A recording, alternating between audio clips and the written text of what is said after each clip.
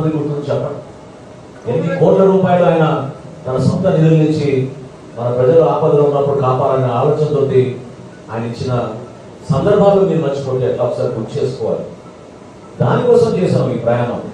నిజాయితీగా, నిబద్ధతతోటి రాజకీయాల్లో ఒక మార్పు రావాలి, పదవుల కోసం కాదు, విలువలతో కూడిన రాజకీయాలు చేయాలనే ఆలోచనతో మనం జనసేన పార్టీలో కష్టపడి పనిచేసాం. అదే మన గొప్పతనం.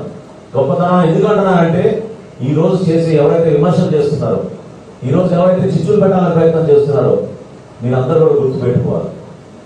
పవన్ కళ్యాణ్ గారు ఏ రోజు కూడా ఒక పదవి కోసం ఆయన ఆశించలేదు. నిజాయితీగా, నిర్భయంగా సమస్యలపైన ప్రజల పక్షాన రాష్ట్ర అభివృద్ధి కోసం ఆయన నిలబడ్డారు. 2014లో విభజన జరిగినప్పుడు, రాష్ట్రం విడిపోయినప్పుడు మన ప్రజలు ఏమైపోతారనే బాధతోటి, ఆవేదనతోటి ఆ రోజు జనసేన పార్టీని స్థాపించారు ఆయన. ఆ రోజు నుంచి కూడా ప్రతిరోజు సమస్య లేదు మన రాష్ట్రంలో. ఈరోజు మనందరం కూడా గుర్తుపెట్టుకోవాల్సింది, మన జాతి నిర్మాణం, మన దేశ నిర్మాణం ఎంత కష్టమైన పరిస్థితులు జరిగిందో ఒకసారి తెలుసుకోవాలి. ఆ రోజు స్వాతంత్రం వచ్చిన తర్వాత మనకు ఒక రాజ్యాంగం లేదు. రాజ్యాంగ నిర్మాణం కోసం కాన్స్టిట్యూంట్ అసెంబ్లీ అప్పుడు ఫామ్ చేసినప్పుడు 3 సంవత్సరాలు చర్చించారు. మన భారతదేశం ఏ విధంగా ఇతర దేశాలతో పోటీ పడి ముందుకెళ్ళాలి, ఏ విధంగా మన బిడ్డలకి మంచి భవిష్యత్తు ఉండాలి, ఏ విధంగా రాజ్యాంగంలో ప్రతి పౌరుడికి మన హక్కులు కల్పించాలి, పూర్తి స్థాయిలో స్వేచ్ఛ. ఎప్పుడైతే మనం స్వాతంత్రోద్యమంలో నిలబడి పోరాటం చేసి బ్రిటిష్ వాళ్ళని తల్లికొట్టి మన స్వాతంత్రం మనం తెచ్చుకోవడానికి ఫలితం దక్కే విధంగా ఆ రోజు రాజ్యాంగ నిర్మాణం జరిగింది. రాజ్యాంగం అంటే ఒక కాగితమో ఒక గ్రంథమో కాదు. రాజ్యాంగం అంటే ఒక స్పిరిట్, ప్రతి ఒక్కరిలో ఉన్న బలం. అది గుర్తించే పవన్ కళ్యాణ్ గారు ఎప్పుడు చెప్తూ ఉంటారు కాన్స్టిట్యూంట్ అసెంబ్లీ డిబేట్స్ గురించి. నాకు కూడా దాన్ని ఆ సెట్ బుక్స్ అంతా నాకు ప్రజెంట్ చేశారు ఆయన. అందులో చాలా గొప్ప మాట నాకు బాగా గుర్తుంది చదివినప్పుడు. ఒక నాయకుడికి విజన్ లేకపోతే ప్రజలు నష్టపోతారు, దేశం నష్టపోతుంది. మీలో ఒక మార్పు రావాలని, మిమ్మల్ని అందరినీ చైతన్యవంతం చేయాలని, ఏ విధంగా దుర్మార్గంగా పరిపాలిస్తున్న జగన్మోహన్ రెడ్డి గారి పరిపాలన ద్వారా రాష్ట్రానికి ఎంత నష్టం జరుగుతుందో దానిపైన గత 5 సంవత్సరాల నుంచి జనసేన చేసిన పోరాటం మీరు ఎవరు కూడా మర్చిపోబాకండి. సమస్యలపై నిలబడ్డాం. ఎక్కడ ఏ పరిస్థితిలో కూడా రాజీ పడలేదు. పోరాటం మాత్రం చేశాం. దూర ప్రాంతాలకు వెళ్ళి పోరాటం చేశాం. ఉత్తరాంధ్రకి వెళ్ళాం, రాయలసీమకి వెళ్ళాం, చివరికి కడపలో కూడా సిద్ధవటంలో పులివెందులకి పక్కనే ఆ జిల్లాలో 42 మంది కౌలు రైతులు ఆత్మహత్య చేసుకుంటే ఆ ప్రాంతానికి వచ్చి వారికి ₹1,00,000 చొప్పున ఆర్థిక సాయం ఆ రోజు జనసేన పార్టీ పవన్ కళ్యాణ్ గారు చేశారు. దాన్ని మర్చిపోవాలని సమస్యల మీదే మనం పోరాటం చేశాం. రాజకీయ విమర్శలు చేయలేదు, వ్యక్తిగత విమర్శలు ఎప్పుడు చేయలేదు జనసేన పార్టీలో. అంకిత భావంతో మన దేశం గురించి, మన రాష్ట్రం గురించి, మన ప్రజల కోసం నిలబడ్డాం.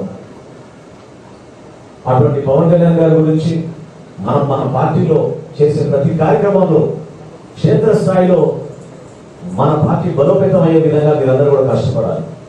ఇక్కడ వేదిక పైన కూర్చున్న నాయకులందరూ కూడా నేను కోరుతున్నాను, ఒక్కసారి మీరు గుర్తు తెచ్చుకోండి. పవన్ కళ్యాణ్ గారు ఎప్పుడైతే రాజమండ్రి జైలుకి వెళ్ళి ఆ రోజు చంద్రబాబు నాయుడు గారికి మద్దతు పలికి కూటమిలో మనం ముందుకెళ్దాం, ధైర్యంగా నిలబడనే మాట పిలిపించినప్పుడే ఒక కదలిక మొదలైంది. ఇది వాస్తవం. ఆ రోజు రాజకీయ లబ్ధి కోసం ఆయన మాట్లాడలేదే. ఆ రోజు ఆయన మా బలం ఏంటి, మీ బలం ఏంటి అనే మాట మాట్లాడలేదే. నిలబడింది మన రాష్ట్రం కోసం, మన ప్రజల కోసం, మన అందరం బాగుండాలనే నిర్ణయం తీసుకున్నారు. ఆ రోజున 175 చెప్పుకున్నారే వీళ్ళంతా. ఎవరైనా నమ్మారు ఆ రోజు? చెప్పండి. ఈ పోరాటంలో మనం విజయవంతంగా ముందుకు వస్తామని. ప్రక్షాళన జరగాలి, మార్పు రావాలి, ఒక మంచి ప్రభుత్వం ఏర్పాటు చేసి మనం ముందుకు వెళ్దామని మనం కష్టపడ్డాం. నిన్న మీరు చూశారు నీతి ఆయోగ్ ఇచ్చిన రిపోర్టు. ఆంధ్రప్రదేశ్ అప్పుల పాలైపోయి 5 సంవత్సరాల విధ్వంసానికి గురి చేసి భారతదేశంలో చివరి స్థానంలో తీసుకెళ్లారు మన ఆంధ్రప్రదేశ్. ఈరోజు ఏ శాఖలో చూసినా మా పౌర సరఫరాల శాఖలో 41,150 కోట్ల రూపాయల రుణాలు తీసుకున్నారు. బ్యాంకుల దగ్గరికి వెళ్ళి రైతులకి ఒక 500 కోట్లు 1000 రూపాయలు 1000 కోట్లు ఇవ్వాలంటే రుణాలు ఇచ్చే పరిస్థితిలో బ్యాంకులు లేవు. ఈరోజు వైద్య సేవల గురించి ఇందాక చిలపరగలతో మాట్లాడుతుంటే అదే పరిస్థితి. టెండర్లు వేయడానికి ఎవరు రావడం లేదు, భయపడుతున్నారు. ఎంత దుర్మార్గంగా పరిపాలించి మన రాష్ట్రానికి నష్టం జరిగిందో మీరు తెలుసుకోవాలి. ఇందాక నేను అన్న మాట నేను గుర్తు చేస్తున్నాను మరొకసారి. రాజ్యాంగంలో రాసి ఉంది, when a leader has no vision, it is the people who will perish. అంటే ఒక నాయకుడికి దూరదృష్టి లేకపోతే, ఒక ప్రణాళిక లేకపోతే ప్రజలు నష్టపోతారు, దేశం నష్టపోతుంది. పవన్ కళ్యాణ్ గారి నాయకత్వం అందుకనే 100% మన రాష్ట్రానికి అవసరం. ఆయన చేసిన కృషి, ఆయన ఏ